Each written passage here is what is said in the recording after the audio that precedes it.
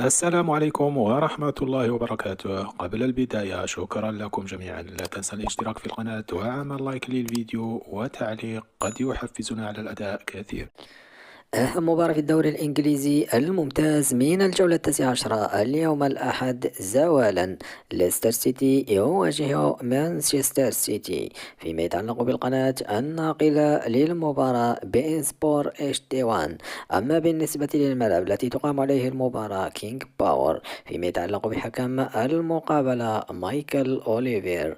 أما بالنسبة للتوقيت 3:30 مساء بتوقيت العالم الموحد، و4:30 مساء بتوقيت مصر، و5:30 مساء بتوقيت السعودية. وهذه القناة الأخرى الناقلة للمباراة.